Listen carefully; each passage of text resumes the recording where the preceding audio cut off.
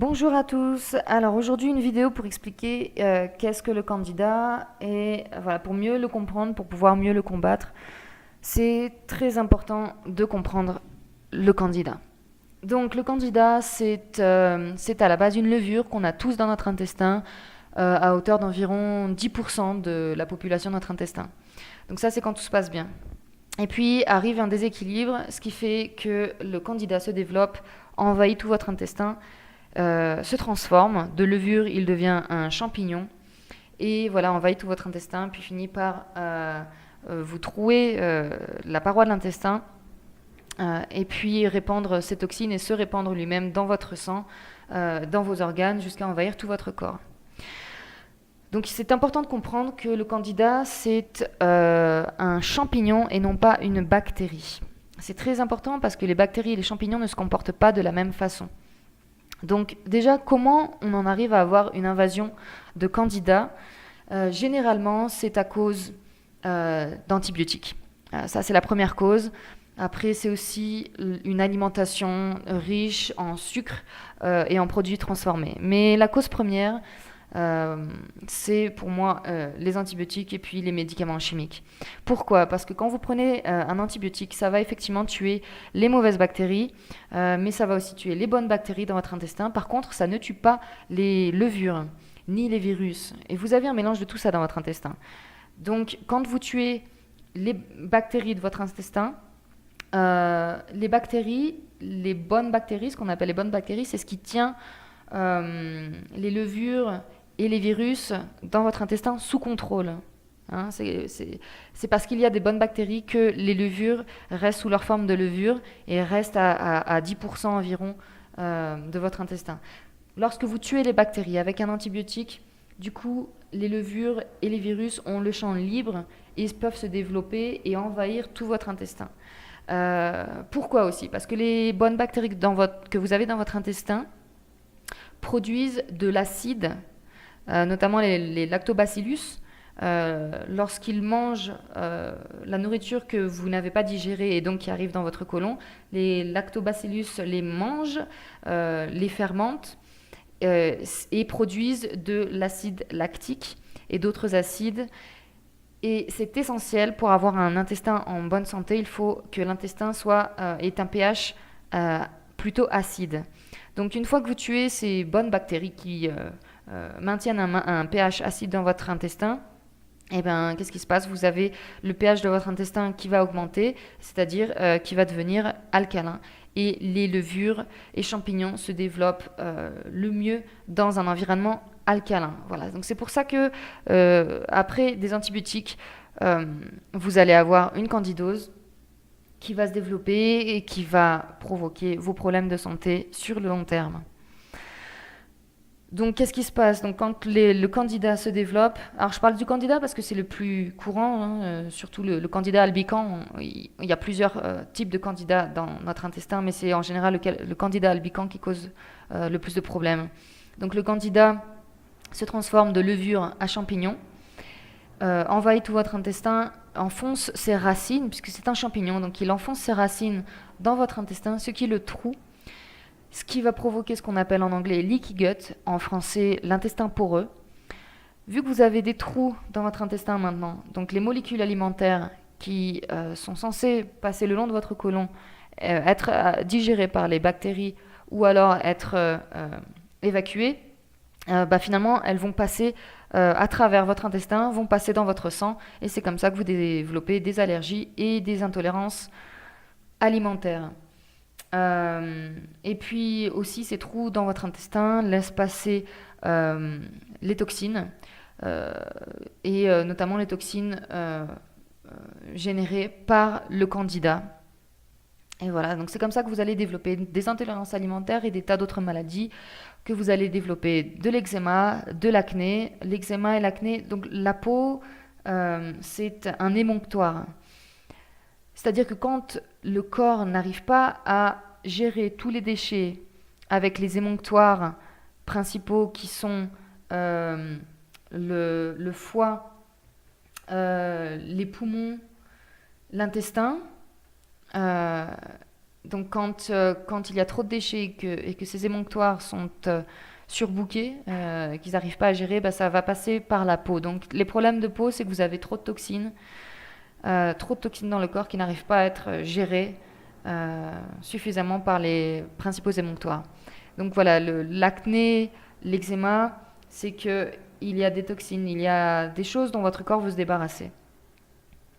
Et généralement, ça vient de l'alimentation. Donc vous mangez des choses toxiques dont le corps doit se débarrasser.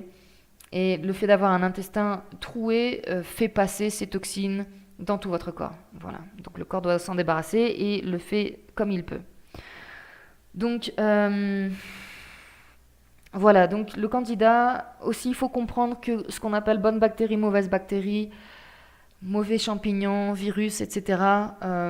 En fait, il n'y a pas vraiment bonnes ou mauvaises bactéries, bons ou mauvais champignons. Chacun a son rôle. Par exemple, le candida, comme la plupart des champignons, leur rôle, c'est de décomposer les tissus morts. Voilà, c'est le cercle de la vie, hein. Quelque chose meurt, c'est décomposé pour devenir humus et pour redonner la vie ensuite. Donc le candida, on dit que c'est un mauvais champignon, mais en fait, il a son rôle à jouer. Et donc, il faut comprendre que quand vous avez des mauvais champignons ou des mauvaises bactéries ou des parasites dans votre corps, ils sont pas là pour vous faire du mal, hein. Ils sont là pour une bonne raison. Ils sont là pour manger quelque chose de toxique que vous avez mis dans votre corps et que votre corps ne peut pas digérer, ne peut pas absorber.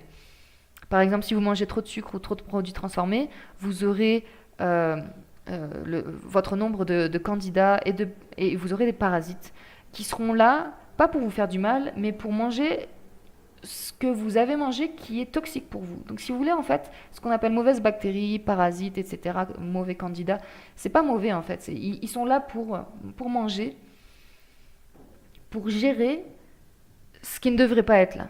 Et c'est pour ça que si vous avez une bonne diète, vous n'aurez pas de parasites, vous n'aurez pas de candidats parce qu'ils n'auront pas de raison d'être, ou en tout cas ils n'auront pas de raison de se surdévelopper. Et si vous supprimez le sucre, par exemple, dans votre alimentation et les produits transformés, le candidat ne se reproduira pas autant parce que voilà, son rôle c'est de digérer tous ces sucres que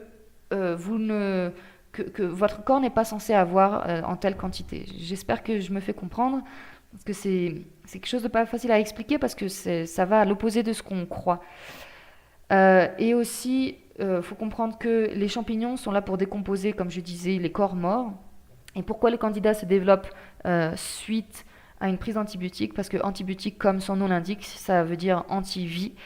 Donc vous tuez toutes les bactéries dans votre corps, et donc vous avez un corps mort, un intestin mort, après avoir pris des antibiotiques. Et c'est pour ça que le candida se développe. Le candida pense que vous êtes mort, donc il commence à vous décomposer. Et c'est ce qu'il faut comprendre. C'est ce qu'il faut comprendre. Donc pour se débarrasser du candida, il faut remettre de la vie dans votre corps. Et par contre, si on ne prend pas le candida assez tôt, si on ne prend pas la candidose assez tôt, juste en changeant le régime, ce ne sera pas suffisant. Il faut le tuer avec des produits antifongiques naturels. Très important, pas chimiques, parce que le chimique, ça ne fait que empirer votre santé sur le long terme. Donc, des produits naturels. Alors, pourquoi le régime seul n'est pas suffisant pour tuer le candida? Parce que le candida, effectivement, sa nourriture favorite, c'est le sucre, mais il mangera de tout. Donc, vous pouvez arrêter le sucre complètement. Ce qui se passera, c'est que vous aurez l'impression d'aller mieux parce que vous aurez mis le candida en dormance. C'est-à-dire que le sucre, c'est la nourriture favorite du candida qui va faire qu'il va se développer très rapidement, s'étendre dans votre corps très rapidement. Donc quand vous arrêtez le sucre, vous aurez une baisse de vos symptômes et donc vous penserez, ah ben ça y est, je suis guéri. Sauf que c'est pas ce qui se passe. Vous l'avez juste ralenti et puis il continuera quand même à manger, hein. Effectivement, il préfère le sucre, mais il mange aussi les protéines, il mange aussi les lipides, et il vous mange, vous. Donc, si vous faites un régime cétogène, il mangera vos protéines et vos lipides. Et puis, si vous faites un jeûne d'une semaine ou de 2 semaines, bah, il vous mangera, vous. Vous ne pouvez pas affamer le candidat. Et encore une fois, son rôle, c'est de décomposer un corps mort. Donc, ça prouve bien il vous mange vous. Il vous mange vous. Vous ne pouvez pas affamer un candidat. Vous pouvez ralentir son développement avec votre régime zéro sucre, mais vous ne le tuerez pas comme ça. Donc, c'est très important de comprendre ça. Il faut vraiment prendre des antifongiques et il faut vraiment le bombarder parce que juste un petit peu, ça ne suffira pas. Il faut bombarder le candidat avec le plus d'antifongiques possible, dont je parle dans mon autre vidéo sur le protocole. Il faut le bombarder et il faut le faire pendant assez longtemps parce qu'un champignon, c'est long à tuer. Pour ceux qui ont des mycoses sur la peau, vous savez très bien de quoi je parle. Ça met du temps à tuer un champignon sur la peau et ça met encore plus de temps dans l'intestin. Parce que les antifongiques que vous allez prendre seront dilués par les sucs gastriques dans votre nourriture, seront dilués avec l'eau. Et le temps que ça arrive dans le côlon, parce que le candidat en général envahit le côlon, il peut envahir d'autres zones, notamment l'intestin grêle, mais en général on le trouve surtout en grande quantité dans le côlon. Donc, quand vous prenez des antifongiques par voie orale, le temps qu'il arrive au côlon, ce sera dilué. Donc, c'est pour ça qu'il faut vraiment mettre la dose. Et j'insiste encore, des antifongiques naturels. Donc, pour combattre le candidat, c'est antifongiques naturels et régime zéro sucre et zéro alcool. Ça, non négociable. Et le moins de glucides possible aussi. Mais ça, vous pouvez quand même manger quelques glucides. Donc la priorité, c'est vraiment d'atteindre le côlon avec les antifongiques pour que ça atteigne le candidat. C'est pour ça aussi que je recommande de faire des lavements. Je sais que c'est difficile psychologiquement, mais c'est le moyen le plus sûr d'atteindre le candidat dans le côlon. Faire un lavement en utilisant pas seulement de l'eau, mais en faisant par exemple une infusion de peau d'arco. Encore une fois, les antifongiques, j'en parle dans une autre vidéo, donc je vous recommande d'aller voir cette vidéo pour savoir de quels antifongiques je parle. Mais voilà, des lavements à base de peau d'arco, de différentes plantes comme ça, antifongiques, de feuilles d'olivier, de clous de girofle, de cannelle, tout ça c'est d'excellents antifongiques. Donc faire des lavements avec ces produits-là, avec ces infusions pour atteindre le candidat. Aussi, c'est pour ça aussi que je recommande des comprimés à libération prolongée ou alors des pilules gastro-résistantes pour que ça puisse passer tout le long de votre système digestif et que ça atteigne le côlon, là où sont les candidats. Voilà, donc quelque chose aussi d'important à comprendre, c'est que le candidat, ok, disons, vous arrivez à le tuer, mais avant de mourir, c'est un champignon. Donc les champignons, qu'est-ce que ça fait? Ça lance des spores. C'est comme ça qu'un champignon se reproduit, c'est par des spores. Donc le champignon, avant de mourir, va lancer des spores. Les spores, c'est comme des graines qui restent en dormance jusqu'à ce que le terrain soit favorable pour pousser. D'accord? C'est aussi pour ça qu'il faut faire ce protocole pendant suffisamment longtemps. Il faut faire ce régime zéro sucre pendant suffisamment longtemps pour tuer non seulement les champignons, mais aussi les spores. Parce que si vous arrêtez le régime et le protocole, donc vous vous sentez mieux, vous remangez ce que vous ne pouviez pas manger avant, vous ne sentez pas de symptômes, et donc vous vous remettez à manger du sucre, etc. Et bien là, qu'est-ce qui se passe? Effectivement, vous aviez tué les champignons, mais il restait quoi? Il restait les spores. Et là, vous remettez à manger du sucre et de la malbouffe. Et vous avez arrêté tous les compléments alimentaires antifongiques. Et bien les spores, ils vont pousser, ils vont se réveiller et vous aurez à nouveau une invasion de candidats. Ça va très vite, ça va très vite. Dès que vous réveillez les spores, ça devient un champignon et il se reproduit très vite. Donc mon conseil, c'est de faire ce protocole pendant suffisamment longtemps, de prendre les antifongiques. Après, ça dépend de votre état. C'est en ça que c'est important de s'écouter, de se connaître soi-même, mais de faire les antifongiques pendant au moins 1 mois, plus si vous le pouvez, 1 mois et demi, et de réparer votre intestin avec de l'aloe vera, de la L-glutamine et en prenant du bouillon d'os si vous n'êtes pas intolérant à l'histamine. Si vous êtes intolérant à l'histamine, il faut attendre d'avoir vraiment guéri votre intestin avant de pouvoir prendre ces choses-là. Et puis ensuite de suivre avec des probiotiques, d'excellents probiotiques, les meilleurs que vous pouvez, en énorme dose, les doses les plus fortes que vous puissiez, pendant au moins 1 mois et demi, mais plus c'est mieux. Et une fois que vous avez fini le protocole, ce n'est pas fini. Continuez le régime le plus longtemps possible, zéro sucre, zéro alcool pendant au moins 6 mois. Les glucides, vous pouvez les réintroduire au fur et à mesure et continuez à chaque repas. Ça c'est une recommandation que vous devez faire à vie si vous voulez vraiment ne plus avoir de problème de candidat pour qu'il ne revienne plus à vie. Essayez à chaque repas, c'est pas une grosse contrainte, à chaque repas prendre un antifongique et un probiotique.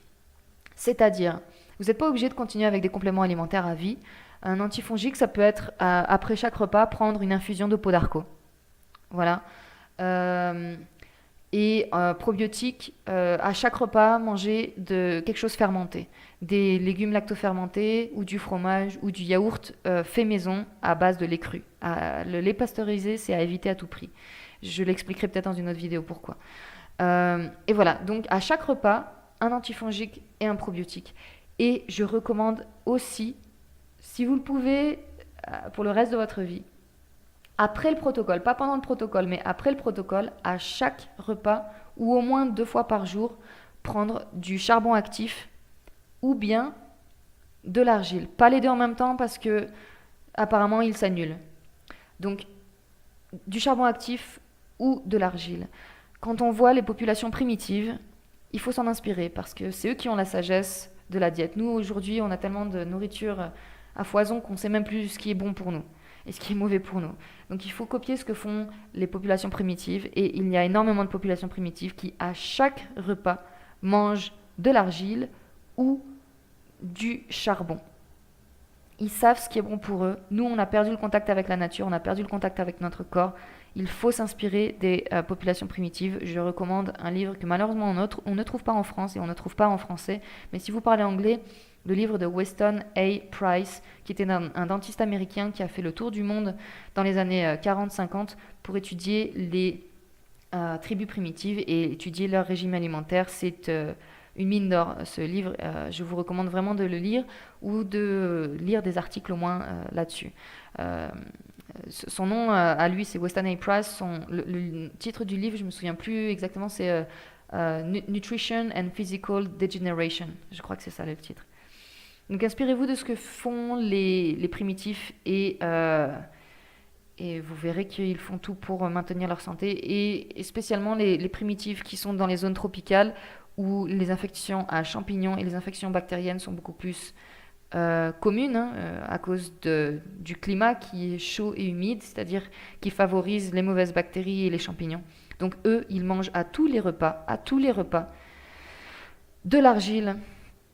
Voilà, donc des antifongiques. Faites ça même après le protocole, continuez. Moi, c'est ce que je ferai. Une fois le protocole fini, une fois les antifongiques en complément alimentaire finis, une fois les gélules de probiotiques terminées, à tous les repas, je mangerai des probiotiques naturels, des légumes fermentés, lactofermentés par exemple.